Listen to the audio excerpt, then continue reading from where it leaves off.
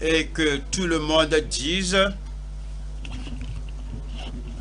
Père Céleste, nous te remercions pour ton peuple, tes serviteurs, nos pasteurs et nos dirigeants. Merci de nous avoir rassemblés encore pour nous développer, pour nous élever, pour nous encourager, nous édifier, nous défier, nous encourager.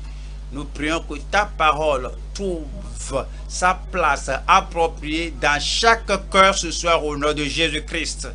Et que ta parole porte du fruit dans chaque vie. Déblaie la voix, déblaie tout ce qui est dans notre cœur, dans notre vie, qui empêche la fécondité au nom de Jésus-Christ. Sois avec chacun de tes enfants. Merci parce que tu nous as exaucés. Au nom de Jésus, nous prions. Amen. Nous allons à Jude. Jude, un seul chapitre. Jude, verset 3.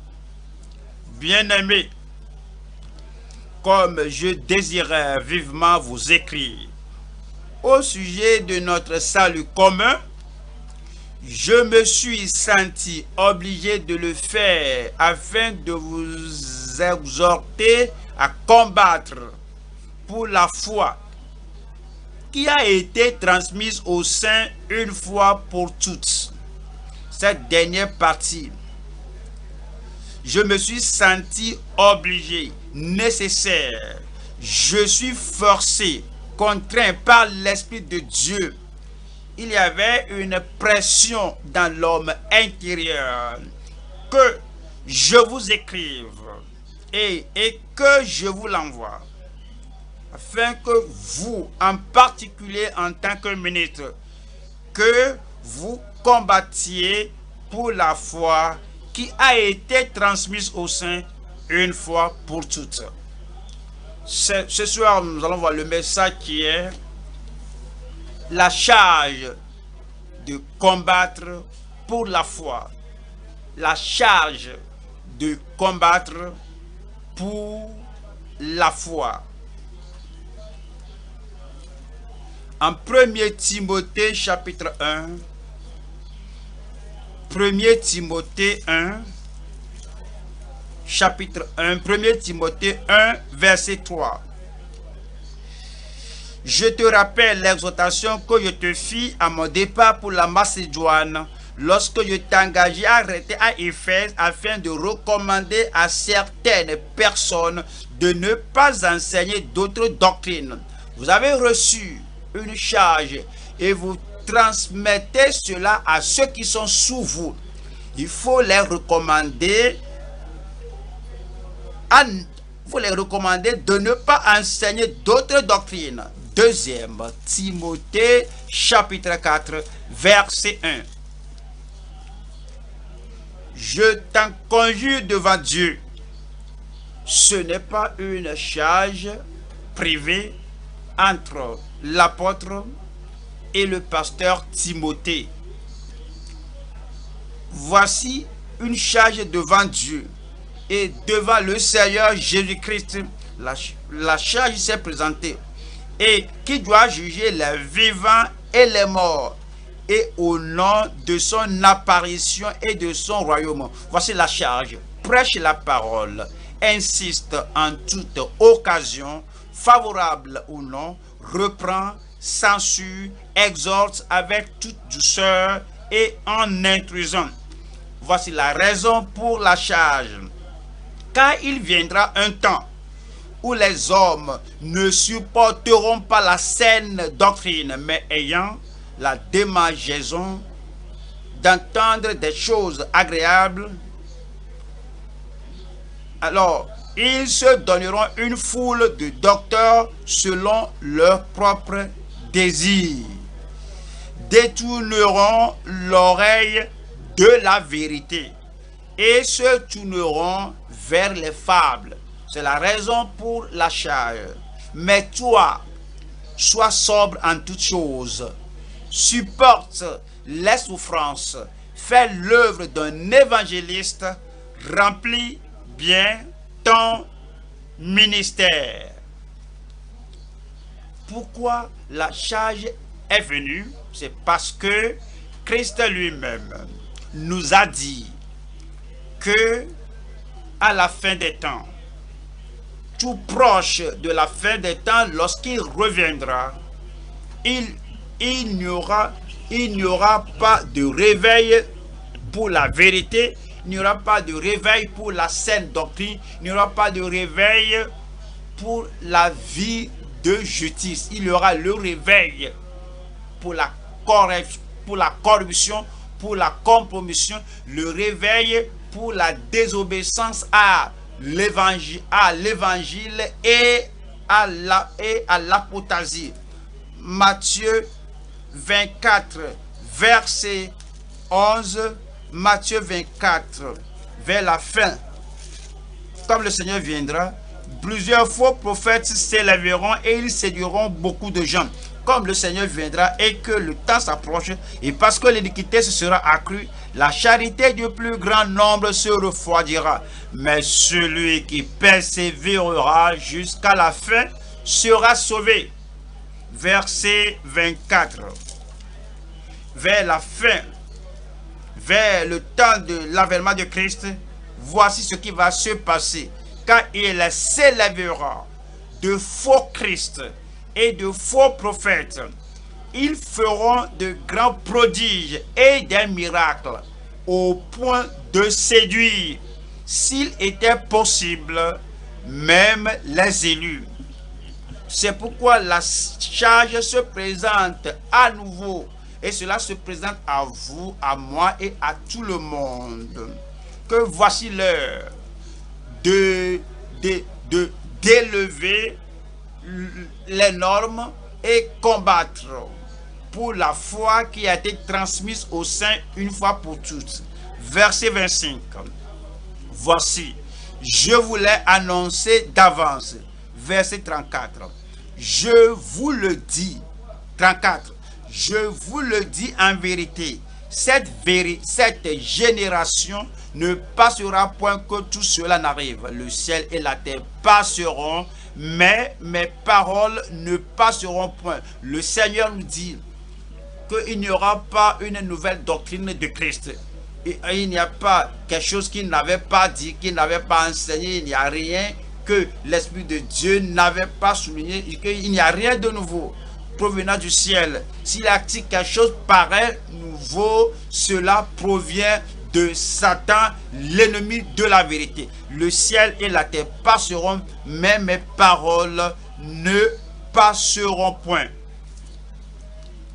Il y aura une déviation ou un départ, c'est-à-dire un éloignement de la vérité lorsque le Seigneur est proche à venir. Deuxième Thessaloniciens, 2 Thessaloniciens, chapitre 2, verset 1.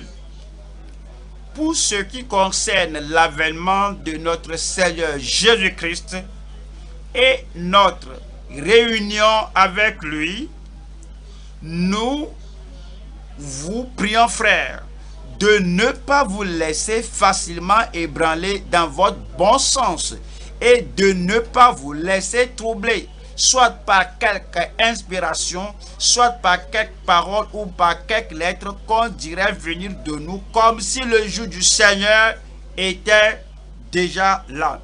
Que personne ne vous séduise d'aucune manière, car il faut que l'apostasie soit arrivée auparavant. Et les gens vont s'apostasier de la vérité, de la sainte doctrine. Et qu'on ait vu, le Seigneur viendra pour rassembler et pour emporter ceux qui se tenaient debout et ceux qui combattaient pour la foi qui a été transmise aux saints une fois pour toutes. C'est dit qu'il faut que l'apostasie soit arrivée auparavant et qu'on ait vu paraître l'homme du péché, le fils de la perdition. C'est la raison pour laquelle nous devons retenir fermement ce qu'on a déjà.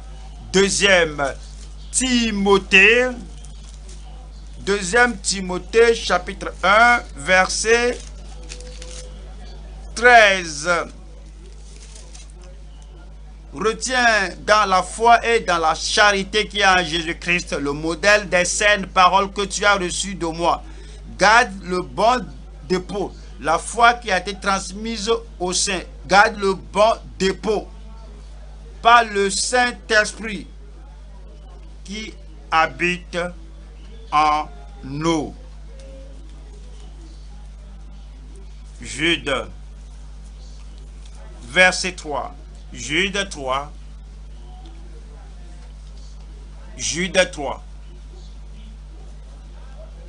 Je me suis senti obligé de le faire afin de vous exhorter à combattre pour la foi qui a été transmise aux saints une fois pour toutes. La charge de combattre pour la foi. Nous allons voir 3 points, 3 sous-titres. Premier point, comprendre personnellement la foi transmise aux saints. Vous devez l'entendre. Vous devez la comprendre. Vous devez y croire. Vous devez l'accepter. Vous devez vous remettre à la prêcher avant que vous n'ayez cette charge. Et combattre pour la foi. Premier point, comprendre personnellement la foi transmise aux saints. Deuxième point, combattre passionnément pour la foi transmise par la foi déclarée par le Sauveur. La foi, le conseil de Dieu, les doctrines, l'enseignement, la totalité de la vérité que Christ a souligné. Et il a dit que lorsque le Saint-Esprit viendra, il vous révélera tout ce qui a été révélé dans les épîtres. Maintenant, combattre passionnément pour la foi déclarée par le Sauveur. Troisième point. Troisième point, avec persévérance, sans se fatiguer, permanemment, conserver avec persévérance la foi définie dans les Écritures. C'est décrit dans les Écritures. Cela nous est révélé dans les Écritures. Conserver avec persévérance la foi définie, décrite, révélée, expliquée dans les Écritures. Premier point, comprendre personnellement la foi transmise aux saints. Jude, verset 3, bien-aimés, comme je désirais vivement vous écrire au sujet de notre salut commun, c'est le salut commun à tous. Le salut disponible pour tout le monde. Le salut pour les Juifs et pour les païens. Le salut pour le premier siècle et pour tous les siècles jusqu'à ce que Christ vienne. Le même salut. Au travers du même Sauveur, pourvu par la même croix au calvaire. Et de tout mon cœur, de tout mon désir, avec tout ce que j'ai au-dedans de moi, sans rien réserver, sans réserver mes talents, ma compétence ou ma connaissance pour une autre chose. J'ai tout amené et je désirais vivement vous écrire au sujet de ce sujet qui est le salut important et disponible à tous. Et je me suis senti obligé de le faire afin de vous exhorter à combattre pour la foi qui a été transmise aux saints une fois pour toutes. Maintenant, nous devons comprendre avant de pouvoir combattre. Comment allez-vous combattre pour quelque chose, lutter pour quelque chose? comment allez-vous lutter pour quelque chose que vous ne comprenez pas? Vous devez comprendre. On ne peut pas combattre d'abord, on ne peut pas défendre ce qu'on ne comprend pas. Tout d'abord, nous devons être convaincus de cette foi. Si vous n'êtes pas convaincu, vous ne pouvez pas sortir et mettre votre vie en danger et entrer dans visiter des lieux dangereux pour prêcher. Tout d'abord, vous devez être convaincu de cette foi. 2. Vous devez être converti à cette foi. Comment pouvez-vous risquer votre vie, aller aux païens, aux religieux, aux gens qui vont vous empêcher? Comment pouvez-vous aller vers eux et leur parler de la foi, du salut, et leur parler de la foi, de la sainteté, et leur parler de la vérité totale de la part de Dieu? Si vous n'êtes pas converti à ceci, comment pourrez-vous risquer votre vie afin de combattre pour cette foi? Vous devez d'abord être convaincu de cette foi, et vous devez être converti à cette foi, et vous devez être totalement engagé à cette foi. Vous ne pouvez pas vous donner de tout le cœur. Vous ne pouvez pas vous donner complètement intérieurement et extérieurement. Vous ne pouvez pas vous donner totalement en face de danger pour combattre pour cette foi si vous n'êtes pas intérieurement engagé à cette foi comme la seule voie pour le salut. Comment pourrez-vous l'imprimer sur les gens de votre famille qui sont aussi des religieux, qui visitent des dénominations, qui lisent la Bible, mais eux-mêmes ils savent, et vous savez, ils savent qu'ils ne sont pas convertis. Vous savez que s'ils continuent comme ça, si la Bible est véritable, si réellement, si la sanctification, personne ne verra le Seigneur, tel que je vois ces gens, et quoi qu'ils professent être religieux, il n'y a pas de moyen pour eux d'aller au ciel si la Bible est véritable. Si vous ne vous êtes pas engagé à la foi comme le seul moyen pour le salut, il n'y a pas de moyen pour vous de combattre pour la foi qui a été transmise une fois pour toutes. Vous devez être confiant et certain de la complétude et la suffisance de la foi. Si vous ne croyez pas que ce que vous avez suffit et que cela est complet, si vous croyez avoir qu'une partie de la vérité, que l'autre côté c'est une partie de la vérité et l'autre dénomination aussi a une partie de la vérité, si vous n'êtes pas confiant et certain de la foi qui a été transmise au sein une fois pour toutes, que c'est complet, que c'est suffisant pour tout ce dont on a besoin sur terre, c'est suffisant pour nous amener au ciel. Si vous n'êtes pas aussi confiant et certain, vous ne pouvez pas combattre pour la foi. Si vous ne comptez pas la foi plus grande que votre vie, vous ne pouvez pas verser votre sang, vous ne pouvez pas oublier, perdre vos amis, perdre de l'argent, vous ne pouvez rien perdre que vous prenez si plus élevé que la foi. C'est lorsque vous venez de comprendre et vous prenez la foi, le conseil de Dieu, les doctrines, la parole de Dieu, la Bible, la commission qui nous a été donnée, que voici cette voie de salut est plus élevée, est plus grande que toute autre chose que vous possédez sur la terre. C'est le seul moment que vous pouvez tout abandonner si on veut les prendre, l'honneur que vous avez pour les gens, le prestige que vous avez sur la terre, et quelles que soient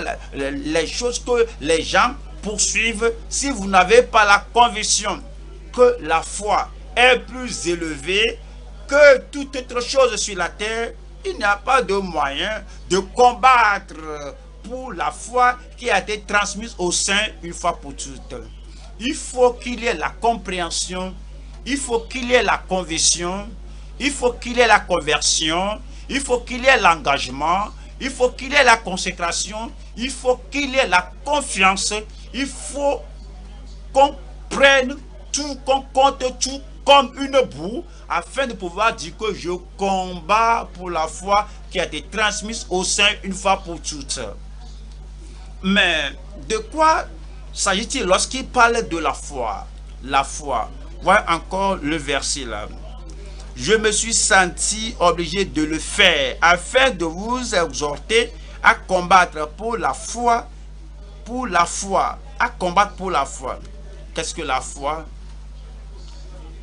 Acte 6. Acte chapitre 6, verset 7. La parole de Dieu se répandait de plus en plus. Le nombre des disciples augmentait beaucoup à Jérusalem et une grande foule de sacrificateurs obéissait à la foi.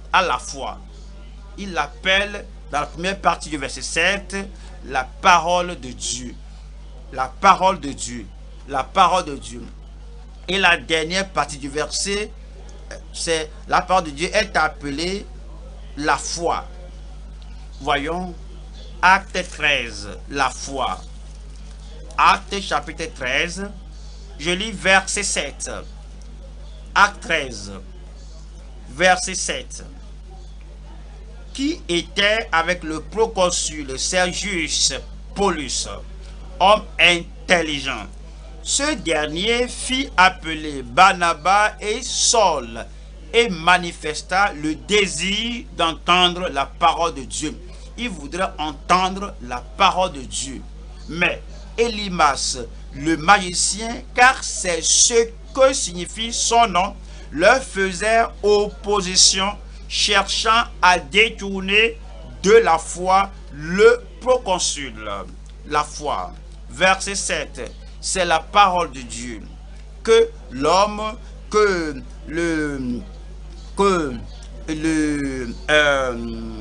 le proconsul voudrait comprendre, voudrait écouter, mais lui c'est appelé la foi. Acte chapitre 14, verset 21. Quand ils eurent évangélisé cette ville-là et fait un certain nombre de disciples, ils retournaient à Lystre, à Icône et à Antioche, fortifiant l'esprit des disciples, les exhortant à persévérer dans la foi. Ce qui leur avait enseigné était la parole de Dieu, l'évangile. Maintenant, il veut qu'ils persévèrent dans cette parole de Dieu. Le verset 22, Dieu l'appelle la foi. Acte chapitre 16, versets 4 et 5. En passant par les villes, il recommandait aux frères d'observer les décisions des apôtres. La parole qui a été écrite est, c'est appelé les décisions. Les messagers qui prennent ces décisions, ces paroles écrites, ne doivent rien changer, ne doivent changer rien de là-bas. Il n'y a rien qui doivent être changé là-bas. C'est une décision, c'est un décret venant du ciel, c'est un décret qui passe par les mains des apôtres, la parole écrite. Et aux frères d'observer les décisions des apôtres et des anciens de Jérusalem. Les églises se fortifiaient dans la foi. Les décisions, les décrets, la parole de Dieu qui a été délivrée à ces gens les a fortifiés, les a établis, établis dans la foi, dans la parole. La foi, c'est la totalité de la parole délivrée à nous. La parole qui nous est délivrée. Acte 24. Acte 24. Acte 24, verset 24. Quelques jours après, Félix vint avec Drusille, sa femme, qui était juive, et il fit appeler Paul. Il l'entendit sur la foi en Christ. La foi en Christ. Verset 5. Verset 25 du moins. Mais comme Paul discourait sur la justice, sur la tempérance et sur le jugement à venir, cela fait partie de la foi. Il voudrait entendre parler de la foi et Paul lui présentait la foi. Il a parlé de la justice. La justice morale ne suffit pas. Seule la justice de Christ qui nous est imputée suffit. Seule la justice et la foi suffit. Et après avoir accepté cela, on vit dans la justice qui est plus grande que celle des pharisiens et des sadducéens. La tempérance, amenez tout sous contrôle.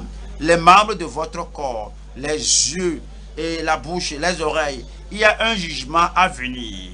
Félix, effrayé, et lorsqu'il entendait parler de la foi, si c'est la foi pour être guéri, il n'y a rien qui effraie là-bas. Si c'est la foi pour donner la prospérité, il n'y a rien qui effraie là-bas. Mais là, on entend parler de la foi, la parole de Dieu. Félix effrayé dit, pour le moment, retire-toi. Quand j'en trouverai l'occasion, je te rappellerai. Colossiens chapitre 1. Colossiens chapitre 1. Verset 23. Si du moins vous demeurez fondés et inébranlables dans la foi, sans vous détourner de l'espérance de l'évangile. Cela parle de la foi. Il a appelé l'espérance de l'évangile que vous avez entendu. La parole, le conseil de Dieu qui a été prêché à toute créature sous le ciel et dont moi, Paul, j'ai été fait ministre. C'est la foi. Revenons à Jude. Jude 3. Jude 3. C'est dit ici, bien-aimé, au milieu du verset. Je me suis senti obligé de le faire afin de vous exhorter à combattre pour la foi qui a été transmise au sein une fois pour toutes. La parole transmise, c'était transmis, c'était délivré aux saints. Et ces saints ont gardé la foi, ils ont préservé la foi, ils ont établi la foi.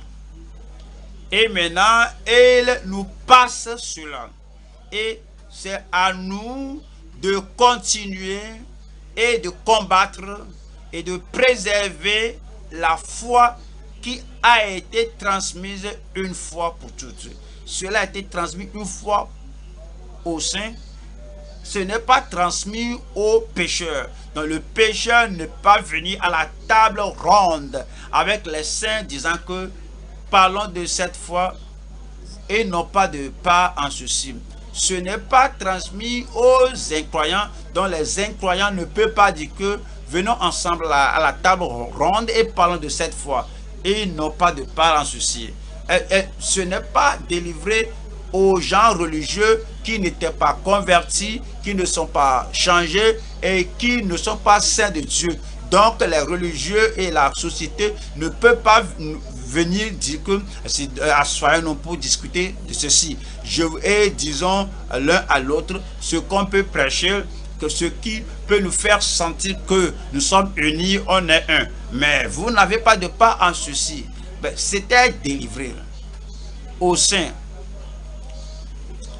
Et ces saints l'ont transmis aux saints. Et les saints d'aujourd'hui l'ont reçu. Les saints d'aujourd'hui, s'ils vont transmettre cela, ils vont transmettre cela aussi aux saints et non aux pécheurs. Les pécheurs ne peuvent pas prendre la parole, la foi et aller la prêcher aux autres. Et c'est transmis aux saints. Allons à Luc. Luc chapitre 1, verset 1.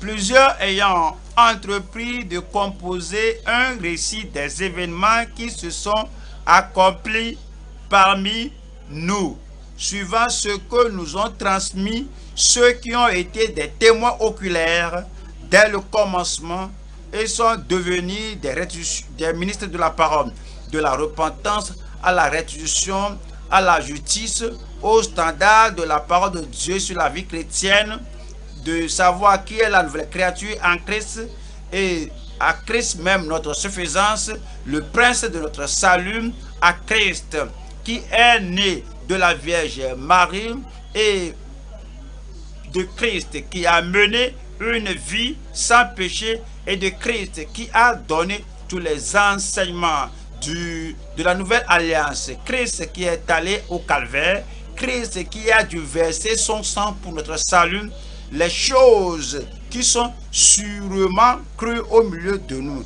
Christ qui est ressuscité des morts et qui est apparu à ses disciples par des signes, des signes évidents. Christ qui a parlé de l'enfer, qui a parlé du ciel, Christ qui a parlé de l'enlèvement. Il y a plusieurs demeures dans la maison de mon Père. Si cela n'était pas, je vous l'aurais dit, je viendrai, je vous prendrai. Christ qui a parlé de la grande tribulation. Lorsque vous verrez ces abominations écrites par Daniel, prenez garde, sachez que la fin est proche. Christ qui a parlé de son second avènement, il a parlé de son règne et il règne dans son royaume. Et Christ qui a parlé de l'enfant, de l'enfer qui est éternel et du ciel qui est éternel. Les choses qui sont réellement crues au milieu de nous et voyez, et qui ont été suivant ce que nous ont transmis, ceux qui ont été des témoins oculaires, la parole totale, la révélation totale, suivant ce que nous ont transmis ceux qui ont été des témoins oculaires dès le commencement et sont devenus des ministres de la parole. Cela nous a été transmis. Romains chapitre 6, 17. La foi, le conseil de Dieu, l'enseignement, la totalité, les doctrines, une foi transmise au sein. Romains chapitre 6, verset 17. Mais grâce soit rendue à Dieu de ce que, après avoir été esclaves du péché, vous avez obéi de cœur à la règle de doctrine dans laquelle vous avez été instruits. C'est la foi, la parole de Dieu. 1er Corinthiens chapitre 11, verset 2. 1er Corinthiens 11, 2. Je vous loue de ce que vous vous souvenez de moi à tous égards et de ce que vous retenez mes instructions telles que je vous les ai données. Vous gardez les instructions telles que je vous les ai données. Vous ne modifiez pas, vous ne changez pas. 1er Corinthiens chapitre 15 verset 1. Je vous rappelle, frères, l'évangile que je vous ai annoncé, que vous avez reçu, dans lequel vous avez persévéré, et par lequel vous êtes sauvés, si vous le retenez, tel que je vous l'ai annoncé. Autrement, vous auriez cru en vain. Oui, c'était délivré, c'était transmis totalement, complètement, sans sélectionner, sans trier, sans choisir. Et je vous ai enseigné avant tout comme je l'avais aussi reçu. Je l'ai reçu du Seigneur et je vous l'ai enseigné. Et continue pour nous dire, pour nous parler de ce qu'il a enseigné. La foi, c'est tout le conseil de Dieu, c'est toute la révélation des Saintes Écritures. On va à 2 Timothée, 2 Timothée 3, 14. Toi demeure dans les choses que tu as apprises et reconnues certaines, sachant de qui tu les as apprises. La totalité de la parole que tu as apprise, sachant de qui tu les as apprises. Dès ton enfant, tu connais les saintes lettres qui peuvent te rendre sage à salut par la foi en Jésus-Christ. Toute écriture, voyez cela, c'est ce qui a été transmis, c'est ce qui nous fait encourager à combattre pour la foi, pour le conseil de Dieu, le conseil de la vérité qui a été transmise. Toute écriture est inspirée de Dieu et utile pour enseigner, pour convaincre, pour corriger, pour instruire dans la justice, afin que l'homme de Dieu soit accompli et propre à toute bonne œuvre. Deuxième point, nous avons combattre passionnément pour la foi transmise par le Sauveur, par la foi déclarée par le Sauveur. Nous allons à Jude 3. Bien-aimés, comme je désirais vivement vous écrire au sujet de notre salut commun, je me suis senti obligé de le faire afin de vous exhorter à combattre pour la foi qui a été transmise aux saints une fois pour toutes. Combattre passionnément pour la foi déclarée par le Sauveur. Voyons la parole ici. Combattre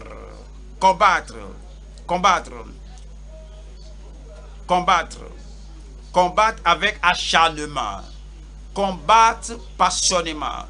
C'est-à-dire, vous devez combattre pour ceci, non avec le cœur partagé, non avec lenteur, non avec une partie de votre force, pas comme si vous somnolez presque dormant. Ce n'est pas comme si vous avez oublié les détails de cette foi et que vous êtes en train de tergiverser. Mais vous faites ceci avec acharnement, numéro 1, ça y est, avec le sérieux. Cela veut dire que numéro 2, avec passion, passionnément. Cela veut dire que numéro 3, de tout votre cœur. Votre cœur est en ceci. Votre esprit est en ceci. Votre sang est en ceci. Avec acharnement, de tout le cœur. Combattre pour la foi qui a été transmise une fois pour tous. Cela veut dire que inébranlablement, vous n'êtes pas vacillé par un défi. Vous n'êtes pas bougé par le vent qui souffle. Vous en êtes sûr, vous êtes confiant. À cause de cela, vous combattez inébranlablement. Cela veut dire que numéro 5, que avec zèle, Si vous étiez zélé pour quelque chose et que cela veut dire que vous serez éveillé et le zèle vous consume, et voici un domaine que vous pouvez avec le zèle combattre. Cela veut dire que courageusement, si vous n'êtes pas courageux et que les gens à qui vous parlez, les gens avec qui vous combattez pour préserver la foi, si vous voient que vous n'êtes pas courageux, que vous êtes peureux, vous êtes timide, vous ne mettez pas tout ce que vous avez en vous, en ceci, ils ne vont pas vous croire. Donc vous combattez avec courage. Certes, vous combattez sans compromission. Ils vont vous dire que d'accord, Nous allons l'accepter jusqu'à ce niveau. Mais il ne faut plus aller en avant. Moïse, combien de personnes iront-ils avec toi? Moïse a dit que tous ceux que nous avons dans le pays iront avec nous. Moïse prend soin de toi. Les femmes, les hommes peuvent aller avec toi. Les femmes peuvent aller avec vous. Prenez les enfants aussi. Et puis c'est fini. Moïse a répondu que tous les animaux, tout le monde, tout ce que nous avons dans ce pays sortira avec nous. Pas même un ongle ne restera. Sans compromission. Vous savez que il n'y a pas une petite partie de la doctrine. Il n'y a pas une partie inutile de la foi. Il n'y a rien qu'on dise, c'est d'accord. Mais à cause de, faut dire que, à cause de l'unité, à cause de la compréhension, on abandonne cela, on se tait dessus, on ne le souligne plus. Non, vous combattez pour la foi vous combattez avec la foi sans compromission. Encore, vous combattez effectivement avec la foi. Si vous allez au combat, vous êtes allé à la guerre, et si vous êtes revenu vaincu, vous n'avez pas fait la guerre. Les autres ont fait la guerre et ils vous ont écrasé. Et ils vous ont fait taire. Vous devez combattre effectivement, avec conviction. Votre parole doit être convaincante. Le ton de votre parole doit être convaincant. Votre posture doit être convaincante. Vous vous tenez pour la vérité, disant que voici la voie. Et c'est la seule voie qui nous amène au ciel. Même la façon dont vous le dites doit être convaincante. Tu le dis et tu combats avec conviction. Tu combats constamment.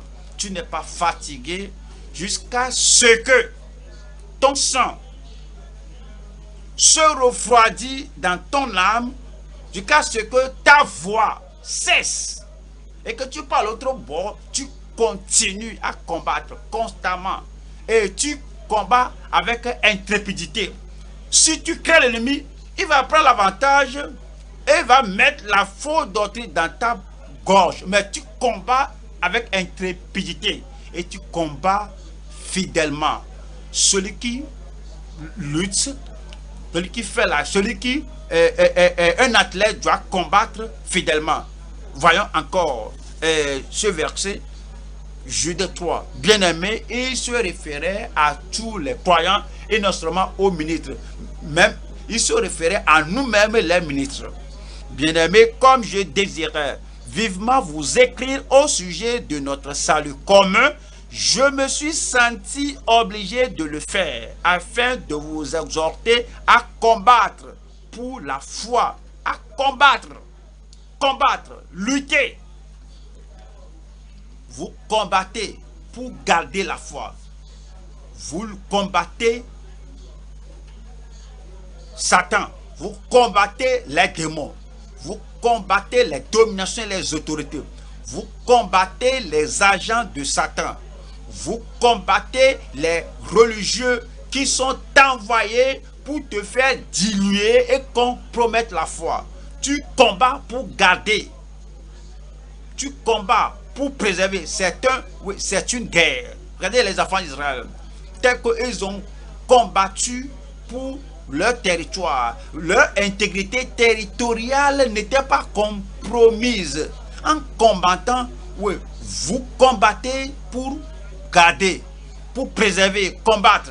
Ça veut dire que défendre contre la corruption. Il y a des gens qui vont vouloir corrompre la parole de Dieu. Il y a des gens qui vont vouloir corrompre l'enseignement de la parole de Dieu. Il y a des gens qui vont vouloir nous donner un demi-évangile. Et ce demi-évangile est un faux évangile. Si vous enlevez la repentance de l'évangile et vous laissez la foi là-bas, les gens ne vont pas savoir quoi il faut croire. S'il n'y a pas la conversion pour le péché, il n'y aura pas la vraie repentance et la foi ne sera pas authentique. Donc, vous défendez la foi contre la corruption. Vous protégez contre l'ennemi. Il y a des ennemis de la justice. Quand ils entendent le mot doctrine comme ça, ah, cela les énerve. Cela les fait bouillonner. Et si tu veux qu'on soit amis, si on va travailler ensemble, tu dois t'arrêter d'employer ce thème. Le mot là leur donne des coliques. Le mot là les fait sentir qu'il ne peut pas avoir l'unité s'il a la doctrine. Mais Jésus a cette doctrine. Il nous transmet cette doctrine. Les pharisiens même avaient leur doctrine. Jésus a dit, prenez garde de l'enseignement des apôtres, des pharisiens. L'apôtre Paul a souligné les doctrines. Quelle doctrine? La doctrine du salut, la doctrine de la justice, la doctrine de la sanctification, la doctrine du mariage. Un homme, une femme, jusqu'à ce que la mort les sépare. Oui, il y a la doctrine et vous allez vouloir protéger la doctrine protéger la doctrine de l'ennemi de la foi. Et il faut également combattre, veut dire maintenir la foi à tout moment. Maintenir la foi à tout moment, à tout prix. Vous perdez les amis, c'est le prix. Qu'ils s'en aillent, à tout prix. Vous perdez les gens qui disent que mais on l'appréciait, on l'aimait, on l'honorait. Mais maintenant, il est si décidé, il est si étroit d'esprit et il embrasse la Bible seul.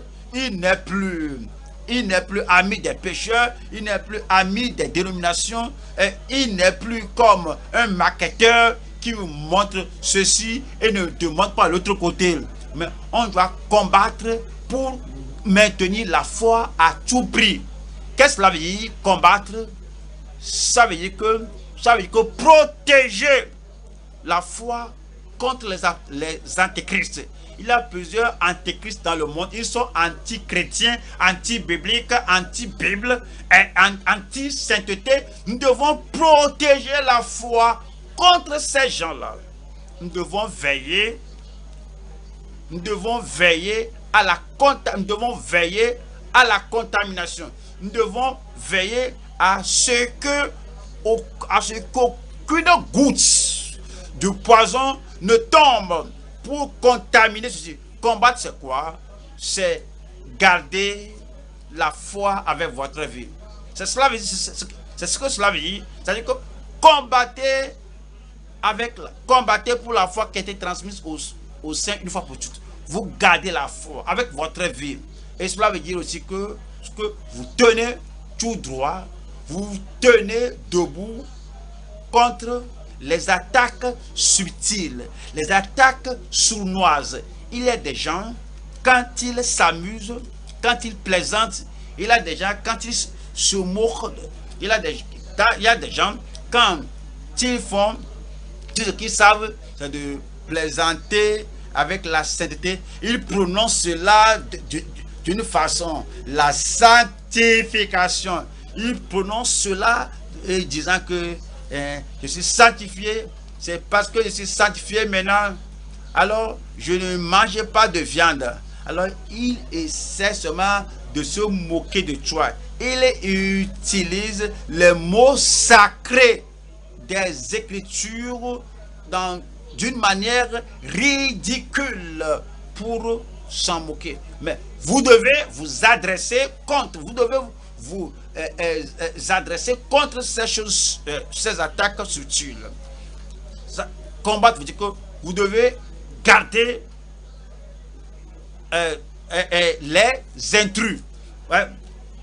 Même à la maison, il y a même la sécurité, on protège tout pour que les intrus ne viennent pas voler les choses de la maison. Combattre, c'est-à-dire que vous paradez les dangers menaçants. Il y a le danger de perdre ceci, cela, jusqu'à ce que tout devient vide et superficiel. Et vous paradez les dangers menaçants. Tout ce qui va éroder votre foi. Tout ce qui va va détruire la parole de Dieu, vous allez parader ces choses de vous. Vous sauvegardez en prenant des mesures de protection. Vous n'attendez pas jusqu'à ce que le voleur vienne, mais vous prenez des mesures de précaution pour protéger la foi afin que personne ne vienne polluer, ne vienne détruire ce que nous avons reçu. Par la grâce de Dieu, nous allons le faire. Combattre avec acharnement, courageusement, de tout le cœur. Nous allons combattre pour la foi qui a été transmise au sein une fois pour toutes au nom de Jésus-Christ. J'attends un bon amen. Voyons ce mot-là. Deutéronome, chapitre 2, 24. Deutéronome 2, 24. Levez-vous, partez et passez le torrent de l'Arnon. Vois, je livre entre tes mains Sihon, roi de Hesbon, l'Amoréen et son pays. Commence la conquête. Fais-lui la guerre.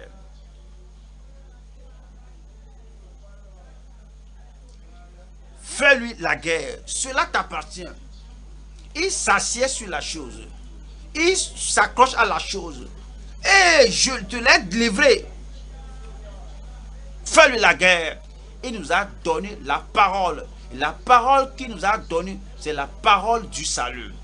Et c'est la parole qui va secourir les gens de l'état de feu éternel. Il dit, combat, garde-la pure.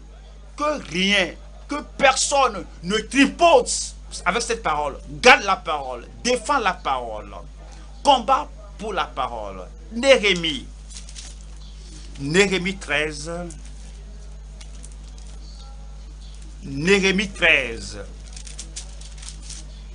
Néhémie 13, verset 15. À cette époque, je vis en Juda des hommes foulés au pressoir pendant le sabbat, rentrer des gerbes, chargés sur des ânes, même du vin, des raisins et des figues, et toutes sortes de choses, et les amener à Jérusalem le jour du sabbat. Et je leur donnai des avertissements le jour où ils vendaient leurs denrées. Il y avait aussi des Tyriens établis à Jérusalem qui apportaient du poisson et toutes sortes de marchandises et qui les vendaient aux fils de Juda le jour du sabbat et dans Jérusalem. Verset 17, c'est quoi là-bas? Je fis des réprimandes aux grands de Juda et je leur dis, ceci ne doit pas continuer. Le jour du sabbat leur a été délivré. Et ils doivent garder cette loi sans que personne essaie de leur faire compromettre. Néhémie a dit que je fis des réprimandes aux grands de Juda et je leur dis, que signifie cette mauvaise action que vous faites en profanant le jour du sabbat? Et puis il nous dit, Néhémie 13, je lis, verset 23. À cette même époque, je vis des Juifs qui avaient pris des femmes asdodiennes, ammonites, moabites. La moitié de leurs fils parlaient l'asdodien et ne savaient pas parler le juif. Ils ne connaissaient que la langue de tel ou tel peuple. Qu'a-t-il fait? Je leur fis des réprimandes. Ils perdaient la pureté de la langue. Et ce sont des langues étrangères qui rentraient. Et je les maudis. Verset 26. N'est-ce pas en cela qu'a péché Salomon, roi d'Israël, et il n'avait point de roi semblable à lui parmi la multitude des nations. Il était aimé de son Dieu, et Dieu l'avait établi roi sur tout Israël. Néanmoins, les femmes étrangères l'entraînaient aussi dans le péché. Si on n'est pas vigilant, néanmoins, si on ne combat pas, néanmoins, les femmes étrangères, Salomon, le roi est sage, les femmes étrangères l'entraînèrent aussi dans le péché. Faut-il donc apprendre à votre sujet que vous commettez un aussi grand crime et que vous péchez contre notre Dieu en prenant des femmes étrangères? Je dois combattre pour cela. Il faut combattre pour cela. Les femmes étrangères ne doivent pas venir dans l'assemblée des enfants de Dieu par le mariage du joug étranger. Cela ne va pas arriver à vos enfants. Verset 28. Un des fils de Jojada, fils d'Eliashib, le souverain sacrificateur, était gendre de Sambalat, le Horonite. Je le chassai loin de moi. Il faut le dire à haute voix. Je le chassai loin de moi. Je le chassai loin de moi. Vous n'allez pas faire amitié avec le compromettant. Vous ne serez pas ami d'un compromettant.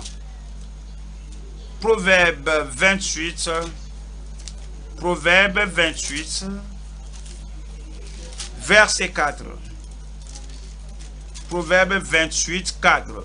Combattre pour la foi qui a été transmise aux saints une fois pour toutes.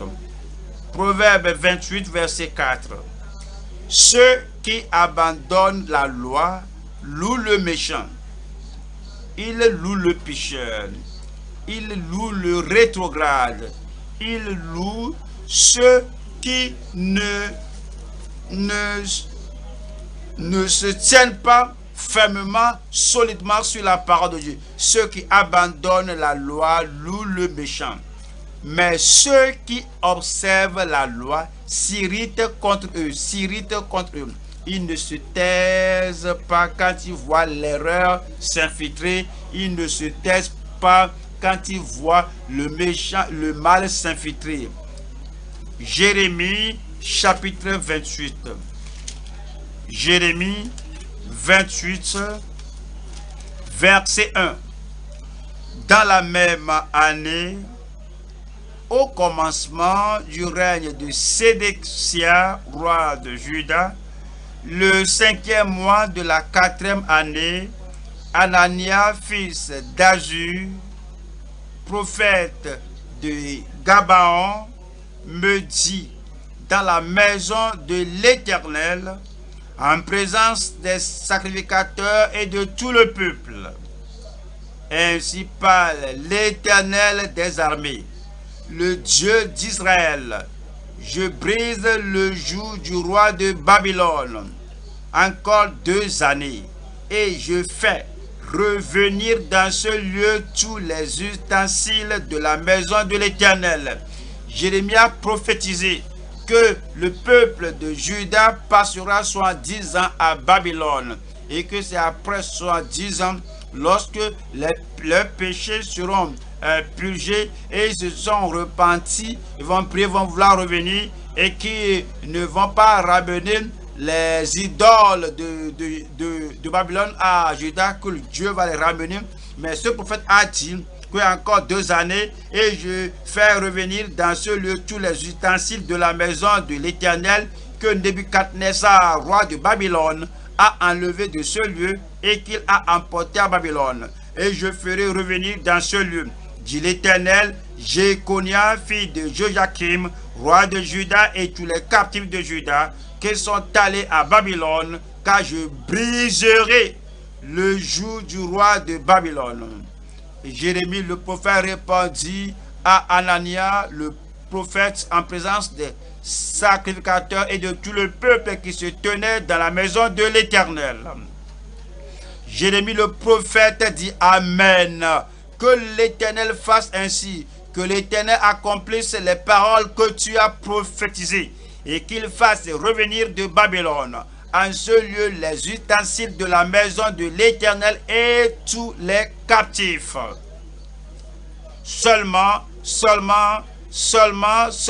écoute. J'espère. Oh, je souhaite que ce que tu dis là soit vrai. Je souhaite que ce que tu dis là soit vrai. Oh, j'espère que ce que tu dis là serait vrai. Seulement écoute cette parole que je prononce à tes oreilles et aux oreilles de tout le peuple. Les prophètes qui ont paru avant moi et avant toi, dès les temps anciens, ont prophétisé contre des pays puissants et de grands royaumes la guerre, le malheur et la peste. Mais si un prophète prophétise la paix, c'est pas l'accomplissement de ce qu'il prophétise qui sera reconnu comme véritablement envoyé par l'Éternel. Alors, Anania, le prophète, enleva le joug de deuil sur le cou de Jérémie, le prophète, et il le brisa. Et Anania dit en présence de tout le peuple, ainsi par l'Éternel. C'est ainsi que, dans 2 années, je briserai de deuil sur le cou de toutes les nations le jour de Nebuchadnezzar, roi de Babylone. Il ne sera pas corrigé. Il est très incorrigible. Il était incorrigible. Il continue de dire ce qu'il disait. Et Jérémie, le prophète, lui dit que Anania, tu ne dis pas la vérité. Tu séduis le peuple. Pourquoi cette querelle? Abandonne cette vérité. Abandonne cette fausseté. Anania, pour dire ce qu'il dit, il a pris le joug de bois que Néhémie avait fait pour démontrer sa prophétie. Et Jérémie, et la Bible dit que Jérémie s'en alla. Et Jérémie le prophète s'en alla. Après que Anania le prophète eut brisé le joug de dessus le cou de Jérémie le prophète, la parole de l'Éternel fut adressée à Jérémie en ces mots. Va et dis à Anania, ainsi parle l'Éternel. Tu as brisé un joug de bois et tu auras à sa place un joug de fer. Car ainsi parle l'Éternel des armées, le Dieu d'Israël.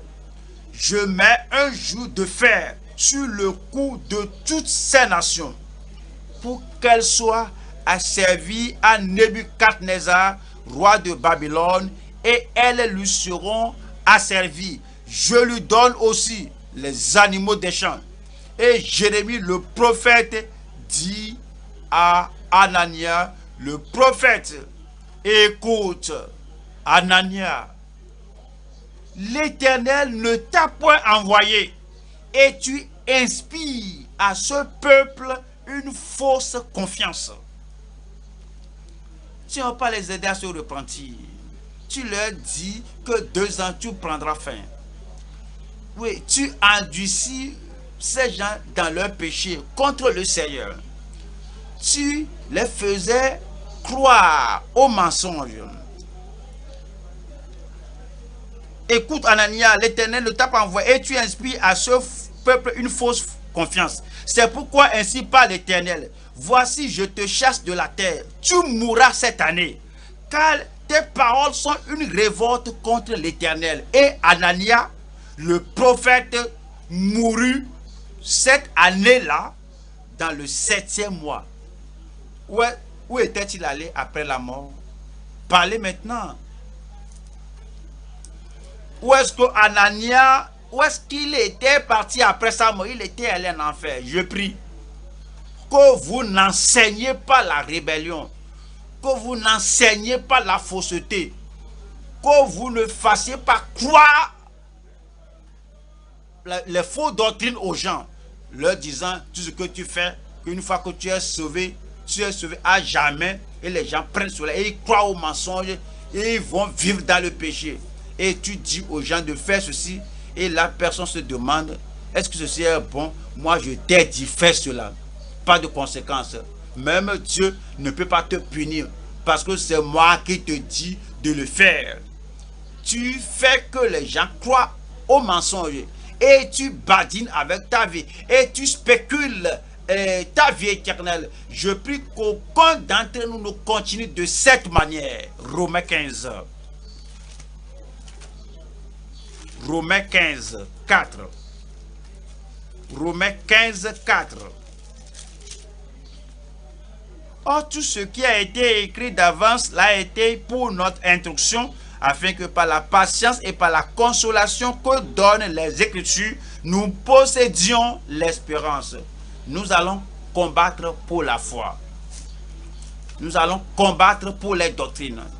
Nous n'allons pas permettre à personne de prendre la parole de la vie éternelle de nous et l'éloigner de notre Église au nom de Jésus-Christ. Romains 16, 17. Je vous exhorte, frères, à prendre garde à ceux qui causent des divisions et des scandales au préjudice de l'enseignement que vous avez reçu. Éloignez-vous d'eux. Si vous connaissez quelqu'un dont l'habitude est de diluer tout ce qu'on nous prêche, si quelqu'un adopte son habitude à enseigner la désobéissance, la rébellion, et qui t'enseigne à compromettre la parole de Dieu, c'est dit que il faut prendre garde et il faut éviter, il faut l'éloigner de ces gens, car de tels hommes ne servent point Christ notre Seigneur, mais leur propre ventre, et par des paroles douces et flatteuses, ils séduisent les cœurs des simples. Il ne faut pas vous séduire. Nous allons aux Éphésiens, Éphésiens 5. Éphésiens, chapitre 5, verset 10. Examinez ce qui est agréable au Seigneur et ne prenez point part aux œuvres infructueuses des ténèbres, mais condamnez-les.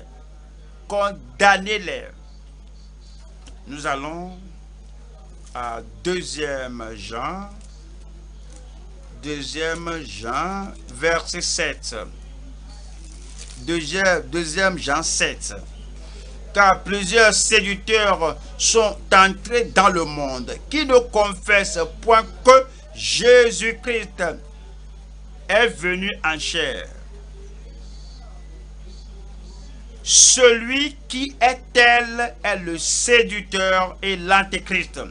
Ceux qui peuvent se lever devant l'assemblée et lire la Bible et puis vont dire que voici ce que la Bible dit, mais moi je dis, et puis vont dire d'autres choses et croient avoir l'autorité de changer la parole de Dieu, de changer un verset de l'écriture, et ils le font avec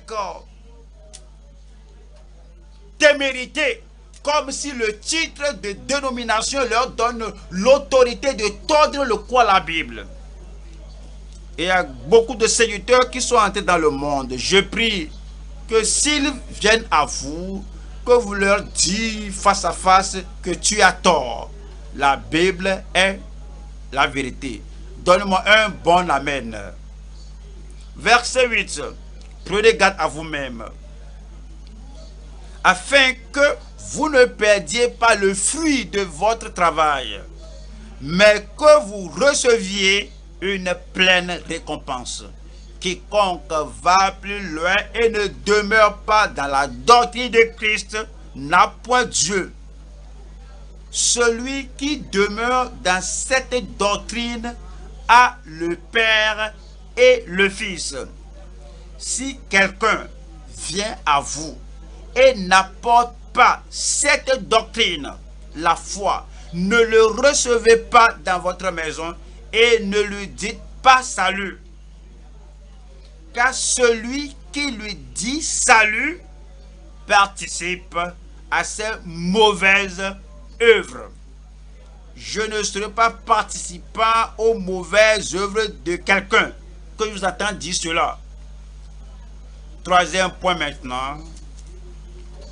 Conservez avec persévérance la foi définie, décrite dans les Écritures. Conservez avec persévérance la foi qui nous a été transmise. Comment pouvons-nous faire cela? Comment allons-nous préserver, conserver la foi qui nous a été transmise? Nous allons à Psaume 119.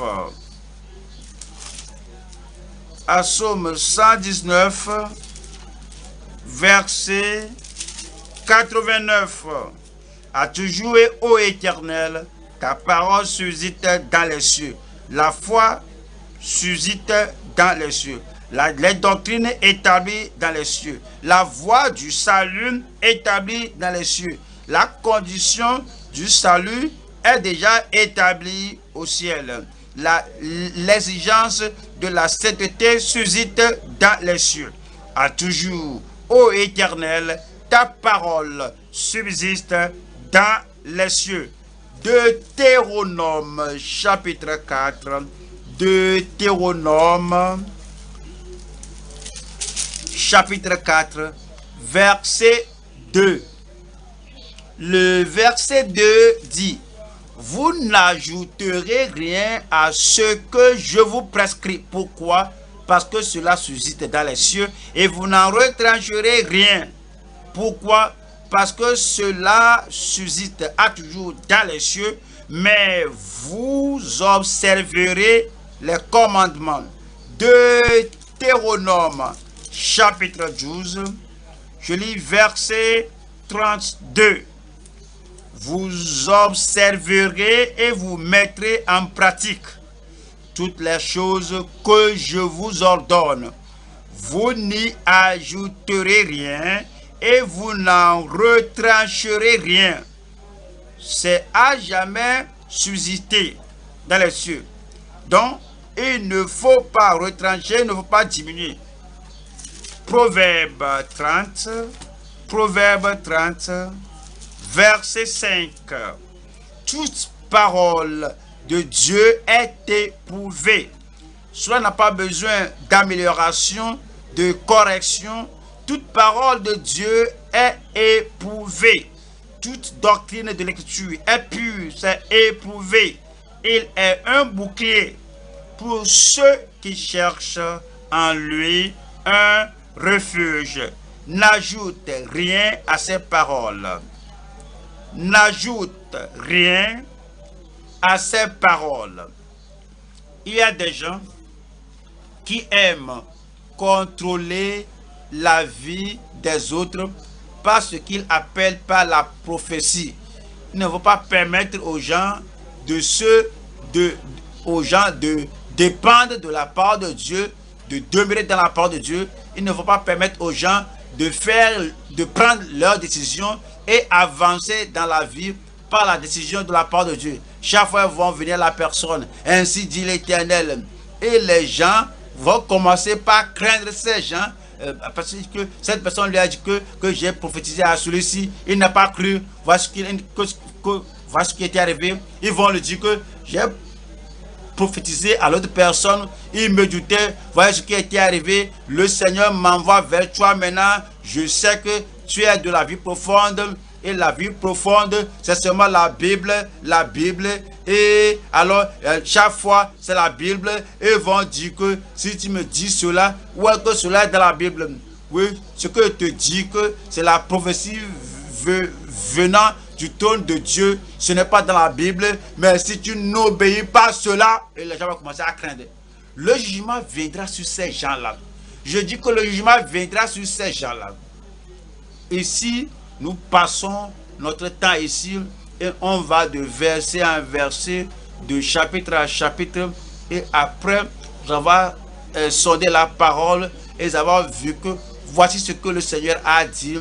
Il y a quelqu'un qui est dehors là-bas et dit que Dieu l'envoie vers toi de de mettre de l'huile sur le ventre de ta femme. C'est après cela qu'elle peut concevoir. Je suis surpris qu'il y a des gens mais qui font des choses terribles, que le Seigneur m'envoie vers toi, que le problème que tu as là, que tu dois boire ton urine. C'est alors que tu as bu ton urine que tu seras affranchi. Est-ce que c'est dans la Bible?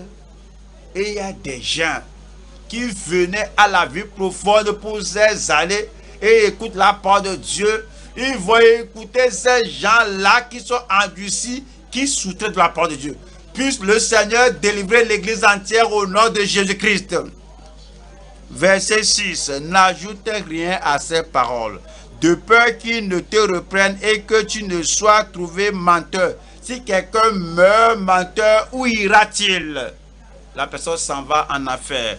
Matthieu 24. Matthieu 24. Matthieu 24. Verset 35. 35 dit, voici les paroles du Seigneur Jésus-Christ. Le ciel et la terre passeront, mais mes paroles ne passeront point. Les paroles de Christ ne passeront point. Nous devons demeurer dans cette parole. Je vais demeurer dans cette parole. Vous allez demeurer dans cette parole. Vous ne serez pas ballotté, vous ne serez pas chassé vers la fausse doctrine, quelle que soit la petite fausse doctrine. Vous n'allez pas vous égarer au nom de Jésus-Christ. 1 Pierre 1, 23. 1 Pierre 1, 23. Puisque vous avez été régénérés, non pas une semence corruptible, le faux doctrine ne sauvera pas des gens, mais puisque vous avez été régénérés, non pas une semence corruptible, mais pas une semence incorruptible, par la parole vivante et permanente de Dieu, car toute chair est comme l'herbe, et toute sa gloire comme la fleur de l'herbe. L'herbe sèche et la fleur tombe, mais la parole du Seigneur, dites-le moi, demeure éternellement. Et cette parole est celle qui vous a été annoncée par l'évangile. Je ne vais pas acheter, je ne vais pas ajouter, je ne vais pas ajouter ni retrancher de la parole de Dieu. Apocalypse 22, 18. Je le déclare à quiconque entend les paroles de la prophétie de ce livre. Si quelqu'un y ajoute quelque chose, Dieu le frappera des fléaux, des châtiments, des dévastations, des désolations, des perditions, des fléaux décrits dans ce livre. Et si quelqu'un retranche quelque chose des paroles du livre de cette prophétie, Dieu retranchera sa part de l'arbre de la vie et de la ville sainte décrit dans ce livre. Est-ce que vous croyez la parole de Dieu? Est-ce que vous acceptez la parole de Dieu? Si quelqu'un autre retranche de l'enseignement de la parole de Dieu et la personne semble être dure avec le pécheur, il ne veut pas parler de la repentance et de la justice, il veut être bon avec les polygames, il ne veut pas parler d'un homme et d'une femme jusqu'à ce que la mort les sépare. Il essaie d'être dur et avoir la faveur d'Hérode. Ne voulons pas lui dire qu'il ne t'est pas permis de prendre la femme de ton mari, de ton frère, et il ôte délibérément, il retranche de la part de Dieu. Le Seigneur va ôter sa part, retrancher sa part de l'arbre de la vie.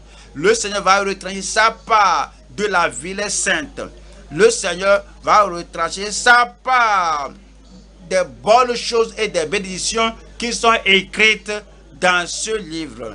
Si quelqu'un meurt dans cet état et que son nom est ôté hors du livre de vie et que son nom n'est pas dans la ville sainte, si quelqu'un meurt dans cet état, n'importe qui peut mourir à tout moment. que certains meurent par accident, certains meurent lorsque les maisons s'écroulent sur eux, certains, quel que soit le cas, mais par le jugement de Dieu.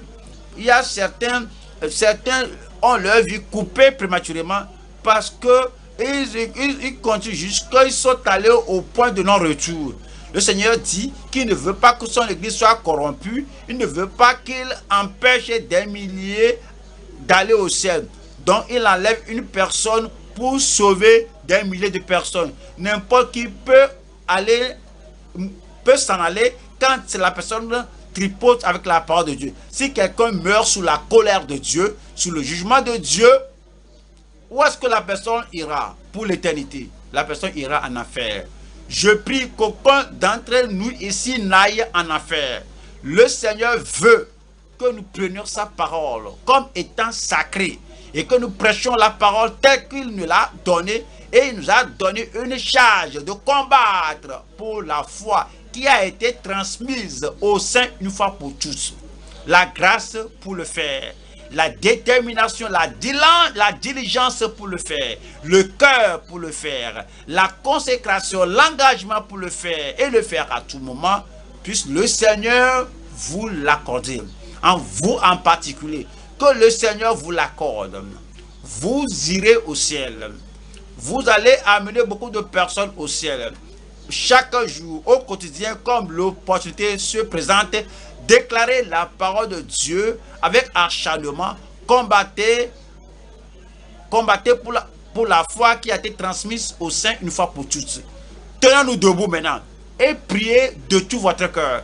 Priez pour la grâce de Dieu, la force du Seigneur. Priez que la force pour tenir ferme, que Dieu vous l'accorde, que vous n'ayez pas d'amis, que vous n'ayez pas d'amis, que l'ami que vous craignez, à cause de lui, vous ne pouvez pas déclarer la vérité.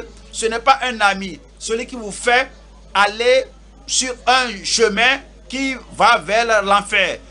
Il n'est pas un ami, celui-là qui vous fait contredire la parole de Dieu. Ne craignez personne. S'il y a un ami qui ne veut pas que vous croyez et que vous teniez sur la déclaration de la parole de Dieu, abandonnez cet ami-là.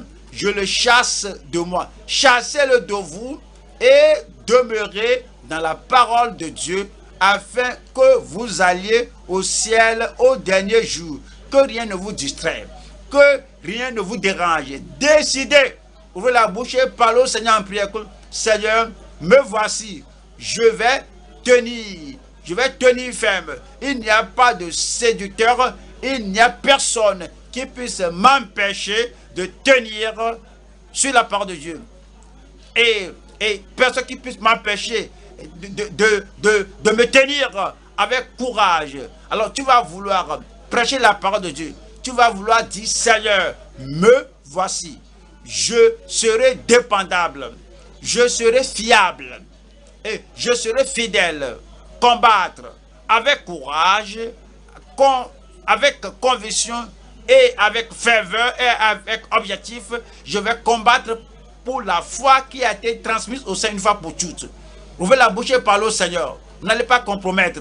Personne ne peut vous chasser du ministère. Personne ne peut vous attraper et capturer votre volonté, votre résolution que vous ne pouvez pas combattre pour la foi qui a été transmise au sein une fois pour toutes. Alors tu vas défendre la foi. Tu vas demeurer par la foi. Et tu seras convaincu de cette foi et tu vas vivre selon la parole de Dieu et qui nous a été délivrée, transmise. Vous n'allez pas compromettre. Vous n'allez permettre à personne ici, personne de proche, personne de loin, un ami, un ennemi qui puisse nous intimider, un persécuteur, personne. Vous n'allez permettre à personne de vous faire fléchir, de vous faire vous dépasser, déplacer, alors pour compromettre la parole de Dieu. Vous allez tenir, parlez au Seigneur, vous allez tenir, vous devez tenir, vous êtes un homme. Prenez votre position, vous êtes une femme. Prenez votre position de tout votre cœur, de tout votre sang. Vous devez défendre la parole de Dieu qui nous a été donnée. Et vous n'allez permettre à ce que le monde vous promet. Vous n'allez jamais permettre à ce que les gens essaient d'ôter de vous. Vous n'allez permettre à personne de vous faire compromettre.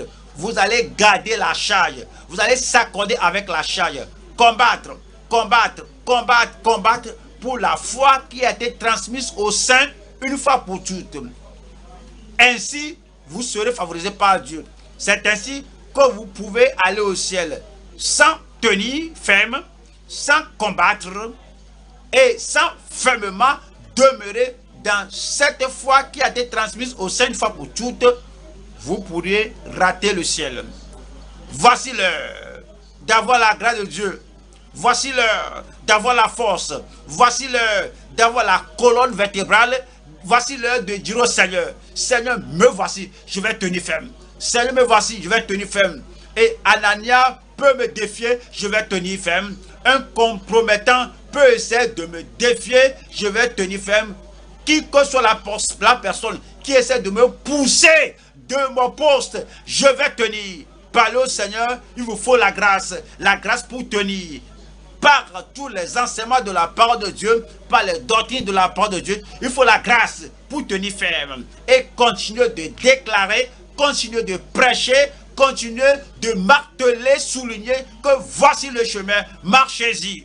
Voici le chemin. Alors, montrez-leur le chemin, montrez la voie aux pécheurs, montrez la voie aux saints, montrez au peuple de Dieu la voie. Voici le chemin, marchez-y. Ne les laissez pas aller ni à droite ni à gauche, qu'ils soient focalisés sur la voie du ciel afin qu'au dernier jour, lorsque les morts en Christ ressusciteront et que les saints de Dieu qui étaient morts ressuscitent, nous qui sommes vivants, nous serons enlevés avec eux dans les nuées.